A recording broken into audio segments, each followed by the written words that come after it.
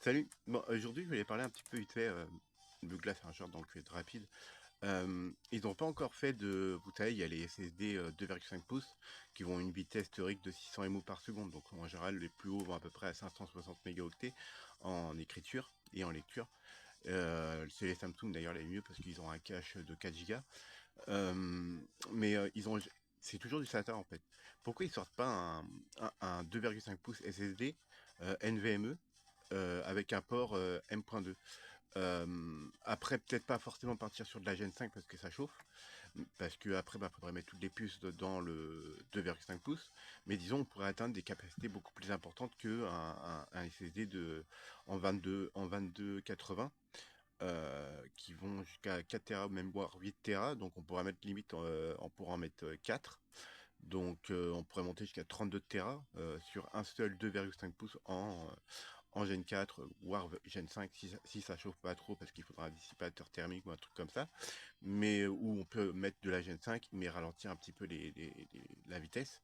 Mais en tout cas sur de la Gen 4, bah, c'est déjà très bien si on arrive à faire de la Gen 4. La Gen 3 va à 3,5 Go par seconde, donc c'est déjà assez conséquent. Et la Gen 4 va à 7,5. Euh, et même 8 gigas en théorie, mais bon, ça va jusqu'à 7,5.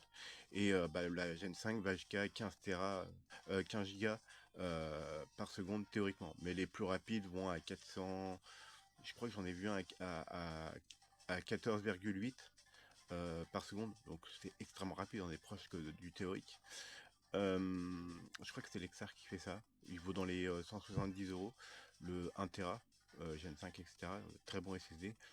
Euh, et donc voilà. Donc je me demande pourquoi ils font pas justement de 2,5 pouces M2 Gen 4 avec 32 Tera. Bon, ça coûtera un petit peu cher. Ou partir sur de la Gen 3. Au moins ça, il y a moins rapide donc moins de chauffe et moins cher pour le client qui l'achète. Donc 32 Tera, ce sera vachement intéressant. Et sur nos PC, les PC de bureau, même de PC portable, mettre ce port M2 spécial. Bon, ce sera le même, mais sauf faudrait bien le placer. Euh, et donc ce sera intéressant quoi. Euh, et en plus on aura des bonnes vitesses. Après sur les PC de bureau, on pourrait mettre par exemple, en général il y a entre 4 et 6 ports dessus en SATA, mais on les remplace par des M2 avec une nappe. Et donc bah, on pourra en mettre 4, 6, 8 avec des cartes RAID spéciales. Donc voilà. Bon après il y a une limite au niveau des PCI, mais voilà. Donc une petite idée comme ça que je donne. Voilà. Des poutous. Tchuss.